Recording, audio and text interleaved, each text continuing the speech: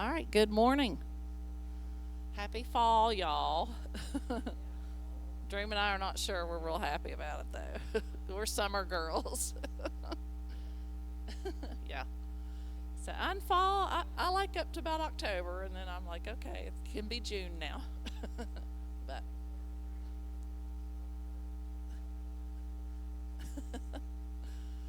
all right, we are continuing our study in the parables, and the parable topic this week is wealth. Ethan, if you want to go ahead and bring the PowerPoint up, just leave it on that screen for a minute. The title of the lesson is called Rich Toward God, and we'll see where that comes from as we go along here. So here is the question for you today. And I want you to, the first thing that just comes to mind, I want you to remember it. What would you do right now if you had $1 million? If you had $1 million, the okay, $1 million. What about $1 billion? Wow.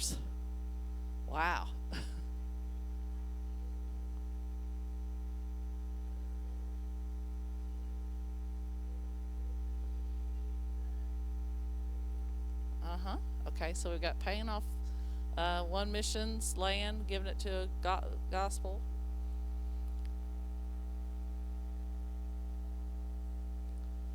Gosh, y'all are so noble. I was going to Hawaii, y'all. And then I'll send a check somewhere to somebody.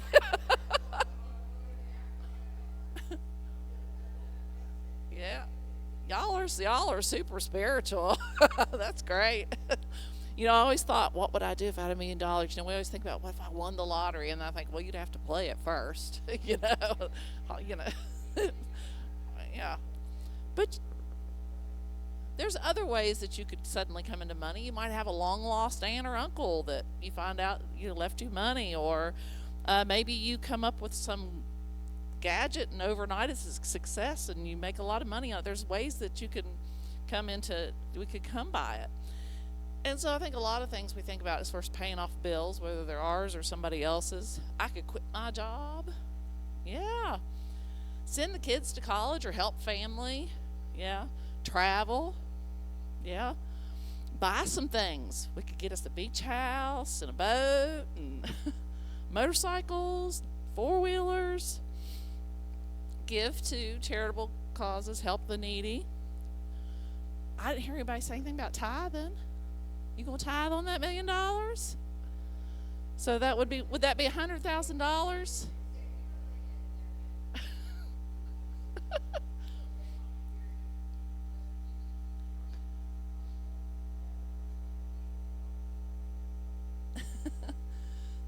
And it's like if it's $1 billion, to tithe would be 100 million. That's a lot. So yeah, so it's kind of fun to dream like that, isn't it? To think, oh man, if you had that kind of instant wealth. But it could be a blessing, but it could also be a curse. Let's go to the next slide. Anybody remember this guy? Mr. Whitaker. The prize. Yes, he did. He did. He won the 314 million, but he took the cash option, which was 170.5 million, which is still a lot. And he did tithe, he did give it to churches to help build up churches. But then there were other things, his granddaughter died from drug related activity. His daughter, she died. I think that drugs might have been involved. He got a divorce. She almost died in a house fire before that. And he passed away in 2020, but a lot of the things that he, found himself in trouble for with the law and different things. So it can be a blessing or a curse depending on your attitude toward it and what kind of a steward you are of that money.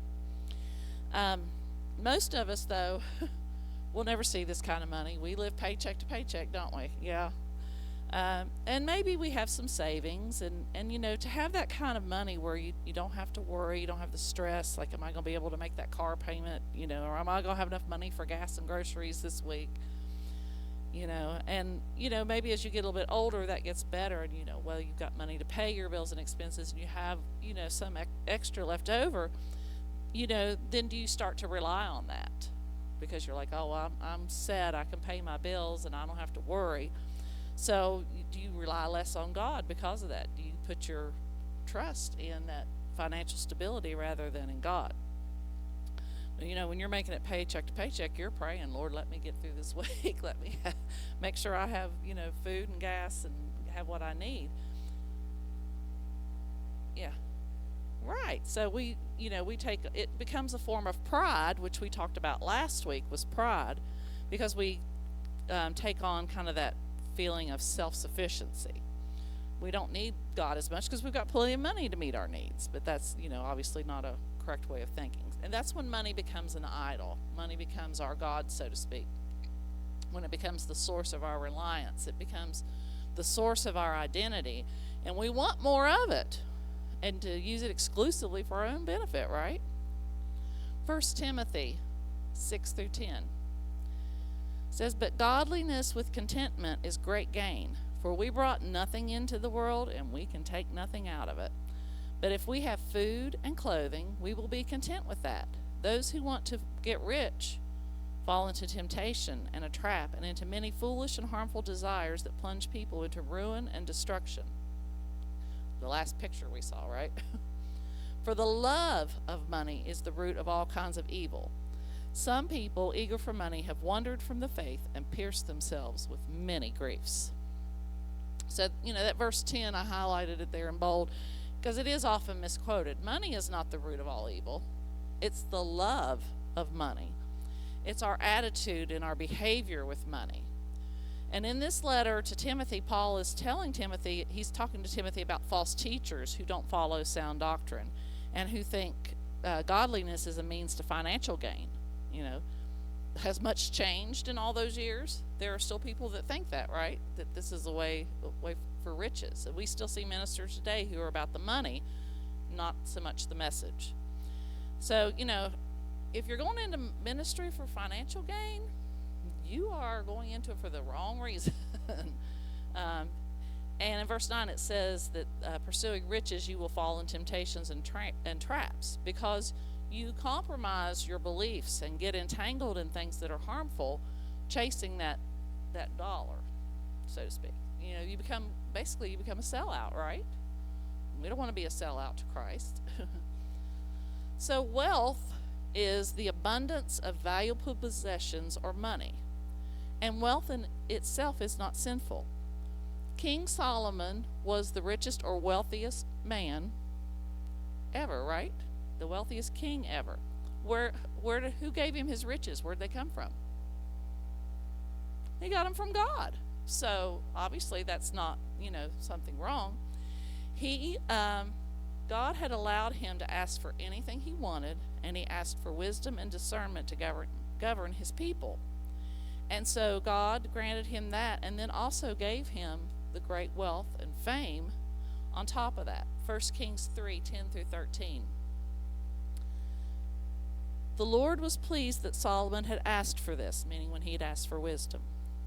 "So God said to him, 'Since you have asked for this, and not for long life or wealth for yourself, nor asked for the death of your enemies, but for discernment and administering justice, I will do what you have asked. I will give you a wise and discerning heart, so there will never have been anyone like you, nor will there ever be.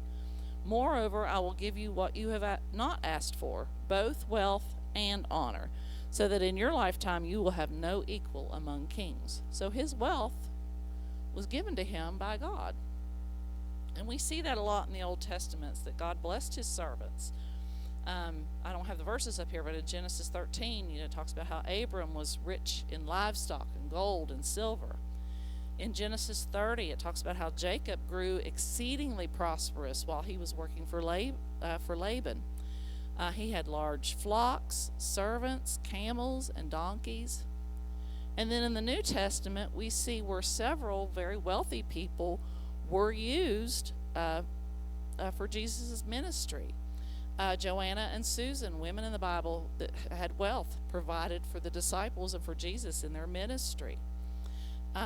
Joseph of Arimathea, who asked for the body of Jesus, he was a rich man, and so he could afford all the spices and all of the things that were needed to prepare Jesus' body. Zacchaeus was a wealthy tax collector who repented and restored what he had taken by fourfold. Lydia was a merchant who hosted Paul and his group, and you find that in Acts. And even among the disciples, Matthew, remember, he was a tax collector. That was a lucrative business to be in, mainly because they all added stuff on top of it. And he left that behind to follow Jesus. So these were all wealthy people who were called by God for a special work, and their wealth was used for a righteous cause. So wealth in itself is not evil. It's what we do with it and how we view it. It can be used for good or evil. It can be used for God's purpose or for our own selfish desires or our own needs. And our attitude and motivations will tell the tale. So if we put all our trust in our money, that will become our downfall. Because you know what? Money can disappear just as fast as you might gain it. You might, one day you have it and the next day you don't. It can just happen overnight like that. So having wealth doesn't mean that we need God less. If anything, we need Him more. Because we have to have wisdom on what we're going to do with it. We need discernment, wisdom, and guidance on how to manage those resources that we have been given. So we're going to look at two parables today. The first one is the parable of the rich fool in Luke 12. So we're going to start with verses 13 through 15. Someone in the crowd said to him, "Teacher, tell my brother to divide the inheritance with me." Jesus replied, "Man, who appointed me a judge or an arbiter between you?" Then he said to them, "Watch out. Be on your guard against all kinds of greed. Life does not consist in an abundance of possessions." And that's, our world today. That's what it's all about, isn't it? How many toys we have, what we've got. Keeping up, yep. So when we're at this point, Jesus is speaking to a group instead of thousands. He's speaking to his disciples about hypocrisy, which the Pharisees, he gave them as an example. He's saying, beware of the yeast of the Pharisees. And so while he's talking about this fellow chimes in, "Teacher, hey teacher." There's always one, isn't there, Pastor? There's always one that wants to interrupt. So, interruptions are also opportunities. So Jesus sees this opportunity. And in those days, problems or disputes were often brought to rabbis to settle. So this man was likely the younger brother in the family who wanted his equal share of the inheritance. But in that culture, the firstborn was guaranteed a double portion of inheritance.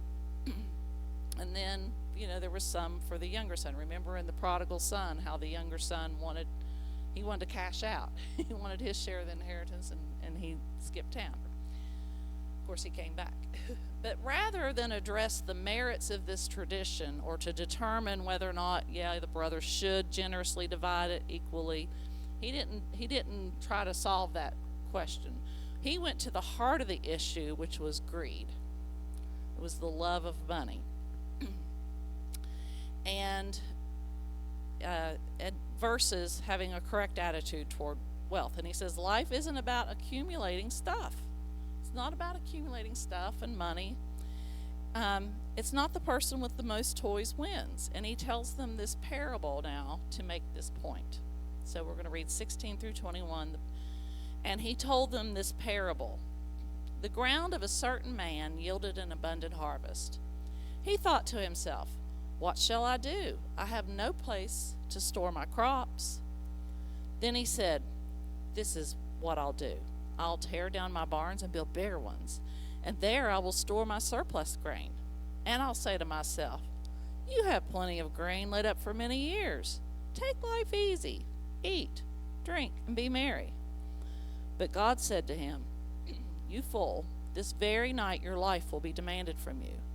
Then who will get what you have prepared for yourself? This is how it will be with whoever stores up things for themselves, but is not rich toward God. There's our title. So, as we've said before, Jesus used farming a lot in his parables because it's something his audience in that day very easily understood. And, even if they weren't farmers themselves, they benefited from people who did farm. They understood the process. So what if we update this just a little bit for today's audience? Let's say the man was an entrepreneur who started his own business. He sold lots of products, sold the business, made lots of money, more than his, simple, easy checking account at City National could hold or whatever bank, So he put his money in savings and IRAs and investment funds. He just kept finding bigger places to store his money because, it's only insured up to a certain amount. You got to spread that stuff around, right, Dream? So, he had all this and it would earn millions in interest. So he's set. And he decides to just now I'll just kick back and take it easy and enjoy life. And isn't that the American dream? To hit rich so we can quit our jobs and do nothing. Well, what kind of a dream is that? If you really think about it, that's not much of a dream, is it? Is that really our aspiration? I mean, I would like to try it for a week. Don't get me wrong. I could handle that for a week. But I think after that, I would be so bored. I mean, you would have to have something to do. And, like Jesus said, life doesn't consist of having all these things. So if not, then what? And it says in the parable that very night that his life was going to be demanded, that he was going to die that very night. And all that wealth that he had accumulated was going to go to somebody. Someone who hadn't worked for it. Someone who probably wouldn't appreciate it. He probably worked very hard. And there's nothing wrong with that, to work hard and to gain those things. Again, it's that, how do you manage it? How do you view it? Solomon said the same thing in Ecclesiastes 2:18-19. I hated all the things that I had toiled for under the sun, because I must leave them to the one who comes after me. And who knows whether that person will be wise or foolish? Yet they will have control over all of the fruit of my toil, into which I have poured my effort and skill under the sun. This too is meaningless. So you accumulate all this and what? To pass it on to someone. You don't know if they're going to be wise and foolish. A buzzword, if you haven't heard it yet, you'll be hearing it that I'm reading a lot in different things, is about generational wealth. That's kind of a new up and coming thought of creating generational wealth. The statistics show that by the third generation, the wealth has been squandered, so to speak. It's gone. So it's talking about how to get past that so that you build a longer legacy of generational wealth. Let me find my spot here. So think about all that you have. Your money in the bank, your home, your cars. If you died today, somebody has to deal with all that. Somebody has to take care of it. And they may financially benefit, if they're your beneficiaries, and depending on your finances, it may benefit them. Or they may just have the headache of liquidating all your assets just to cover all the expenses, and then they have nothing left after that. But they've had to take care of all that. So the point is, this rich man foolishly trusted his future to his finances, and he never got the benefit of it at all. Someone else did. Someone else will. So what happened to him? Was he prepared for eternity? I don't know. You can't take it with you. We just read earlier, we brought nothing into this world and we can take nothing out of it, right? So what happened? The last verse, it said, this is how it will be for whoever stores up things for themselves but is not rich toward God. The rich man was not a fool because he was rich, but because he didn't acknowledge that what he had was from God. Look, you look when you start hearing these words, me, my, I. That's a flag. That's a red flag, because he says, my goods, my barns, my grain, and then he said I had to talk with myself. He didn't consult God, did he? He didn't say, God, now what do I do? He had to talk with himself. Hey, me, what are we going to do with all this money? Well, me, I think we should just quit our job and take it easy. Let's eat, drink, and be merry. Well, me, I think that's a fantastic idea. Let's do that. That's not the conversation we should be having, right? Okay.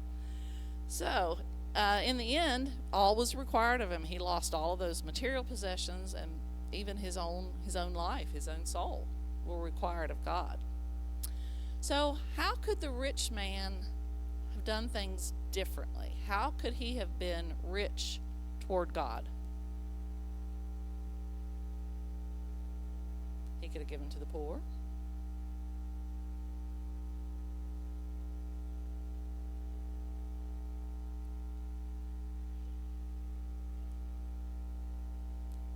Yeah, he's shared the wealth. Yeah, whether it was grain, the actual product, or money that he profited from. Yep. So obviously God doesn't need our money, right?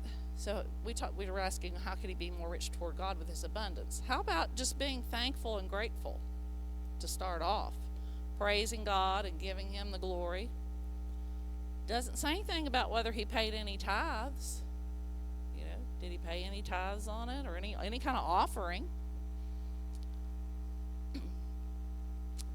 Yeah. Giving to the... Yep. Maybe not. Giving to the poor, whether, like you said, it's actually giving money or sharing that grain. We think about the wisdom Joseph had when he stored up all that grain in Egypt in preparation for the coming, what's it called?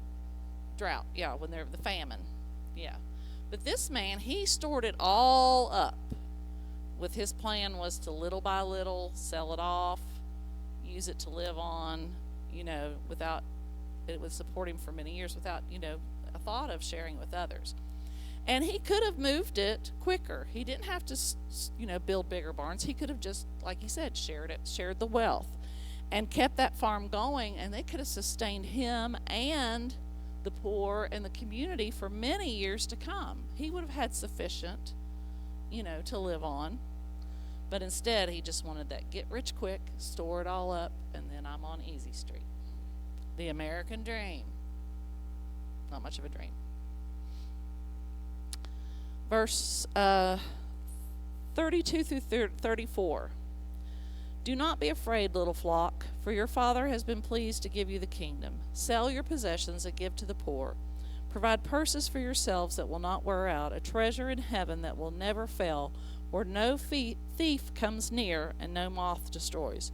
For where your treasure is, there your heart will be also.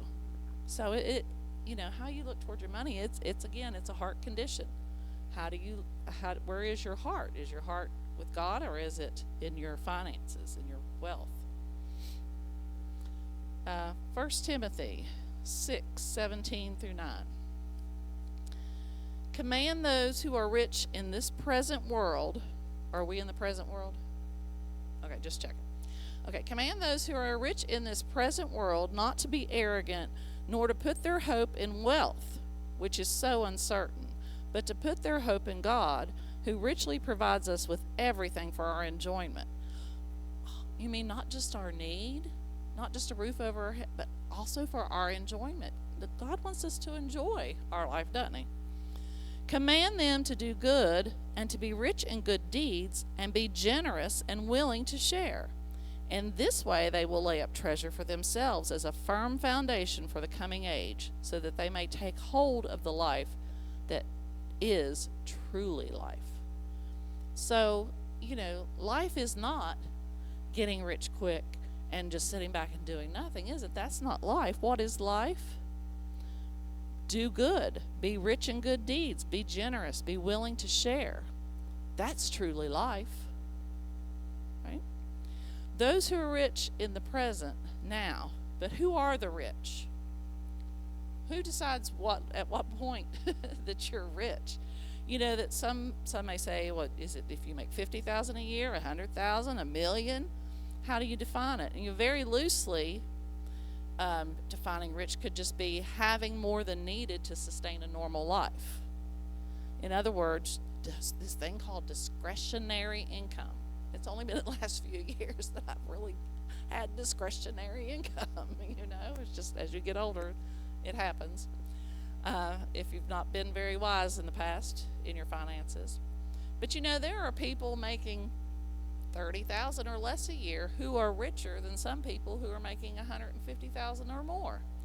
And that's because they're not mortgaged up to their eyeballs. They don't have 3 car payments. They aren't paying taxes on all those things. They don't have a brand new car. They're driving a used car that they got a good deal on, etc. They have more discretionary income. And that's what really counts. You might make $150,000, but if your bills are $149,999, you're not very rich, are you? That's right. So even more so, some of the most generous people that I've known, and I worked in the field of fundraising for about 5 years and got to meet people from all walks of life.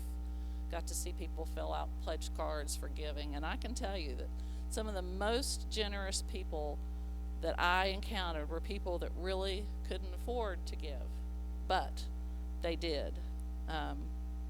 They didn't have much income, let alone much less discretionary income, but they had the compassion for others and were willing to sacrifice to help others.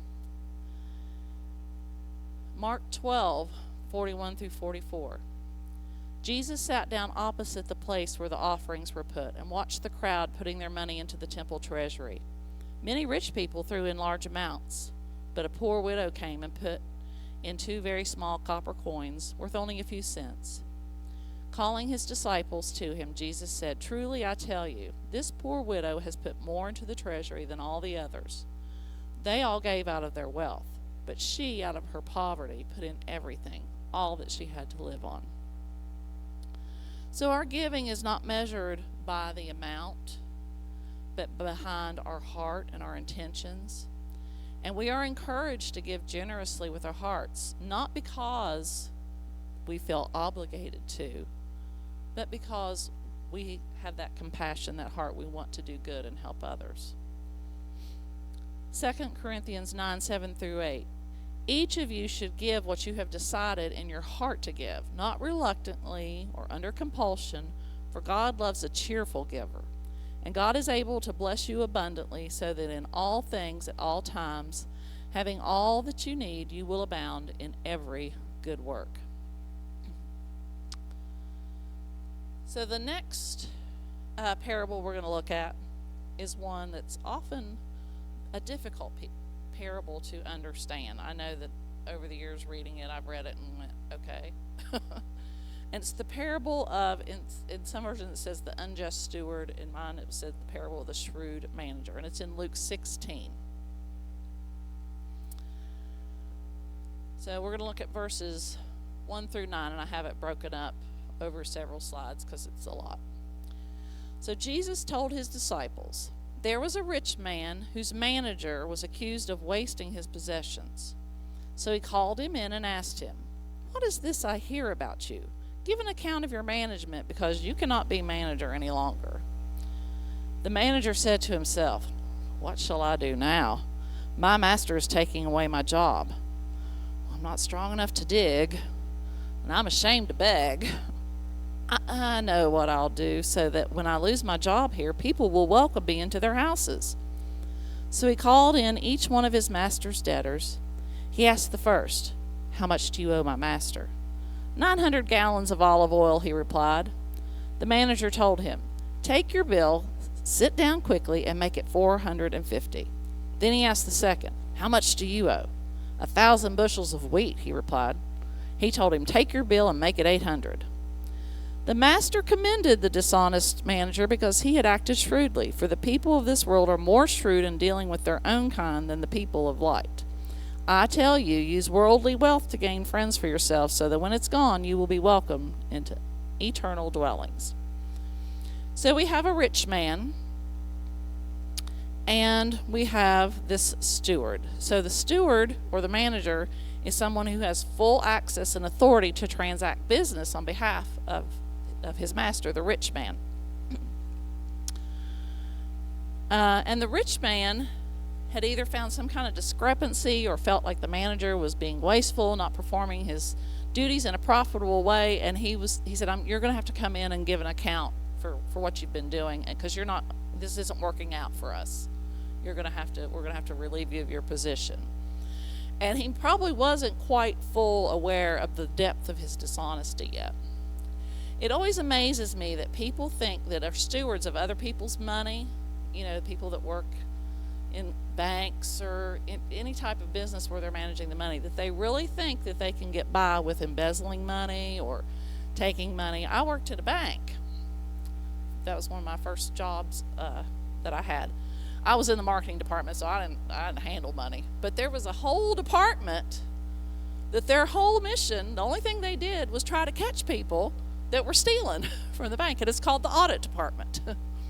And they were a bunch of great guys. You'd see them in the hall, you'd laugh and talk to them, say hi, blah, blah, blah. But there might be a day every now and then where you would see they had the ties pushed up, they had the jackets on, one of them had a briefcase, and the three of them were walking together.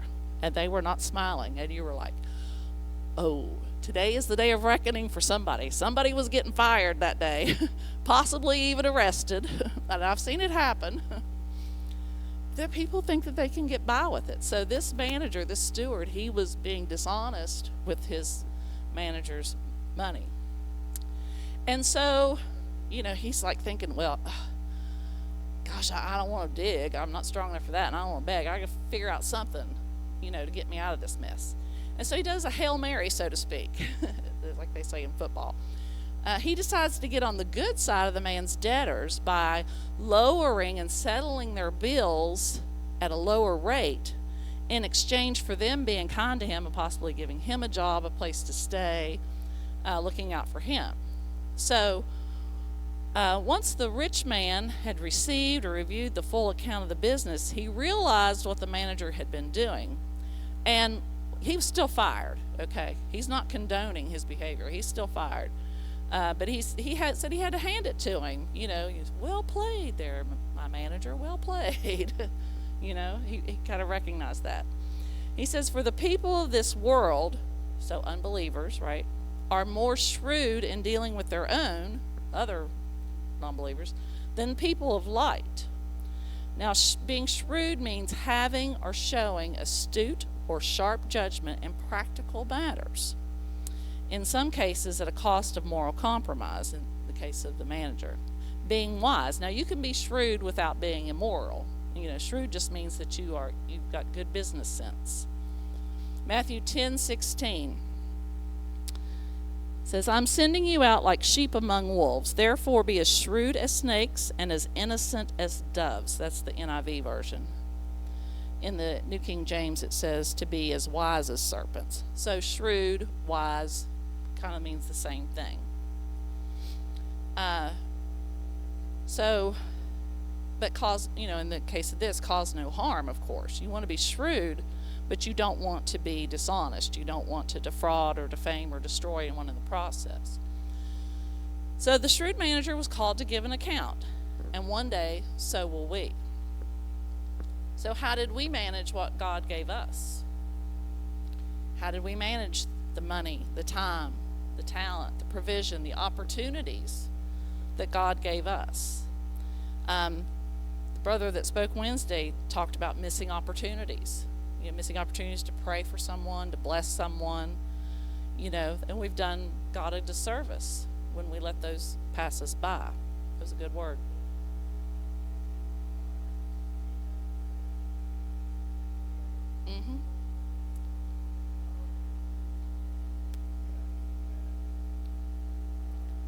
Absolutely. And we've all done it. We all have, and then there's times where we have stepped up, but we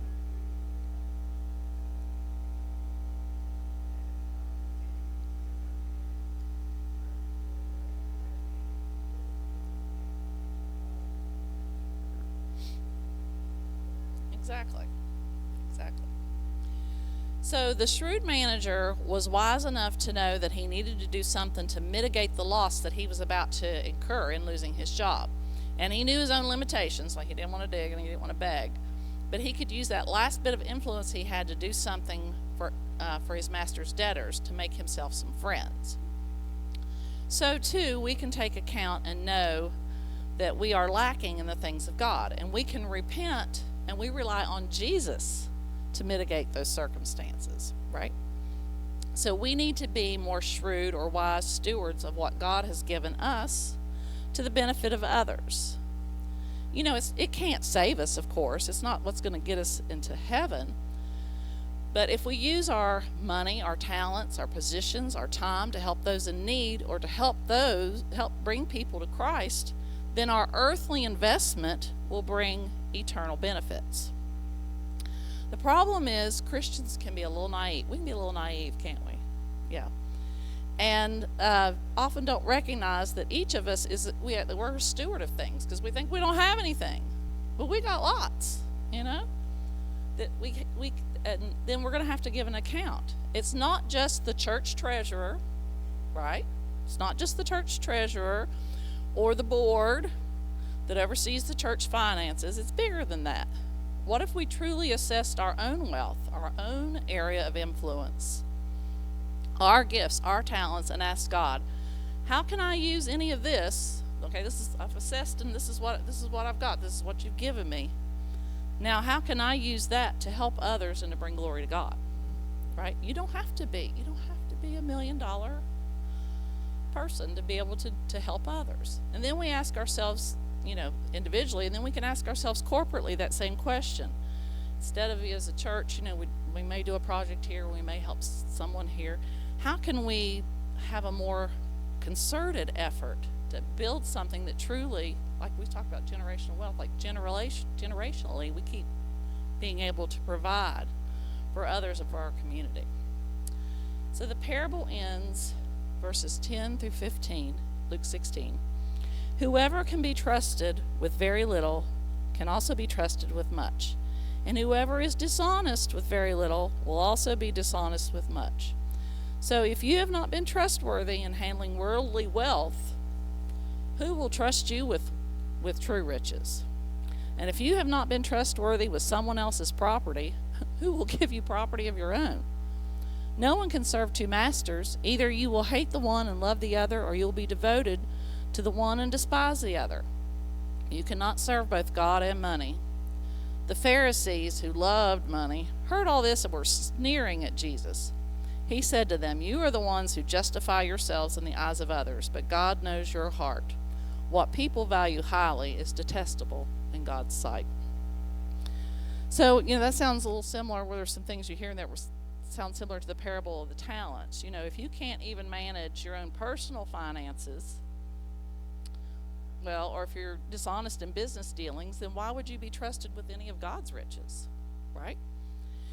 So if you are writing bad checks or overcharging customers, do you think we want you to be the treasurer over any kind of ministry?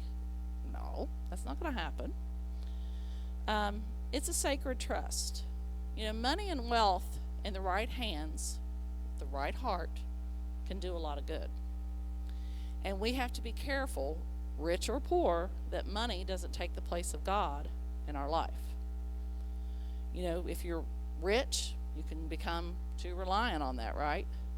And if you're poor, you can think, well, if I could just get rich, it's going to save me and solve all my problems.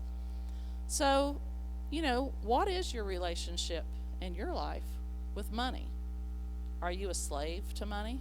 So here's some questions you can ask yourself. Number one, do you worry and think about it frequently? Is it like the first thing you think of when you wake up in the morning is like, am I going to have enough money to get to work or to, feed people, my family? Do you give up doing what you should do or like to do in order to make more of it?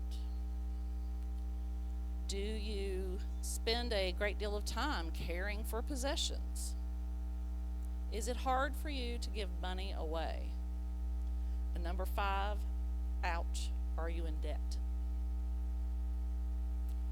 So, I'm going to ask the question I asked at the beginning. If you received it today, from out of the blue, what would you do with the $1 million? Would you be rich toward God or rich for yourself? Would you be the rich fool or would you be the shrewd manager? Amen? Amen. All right. Any comments? Questions?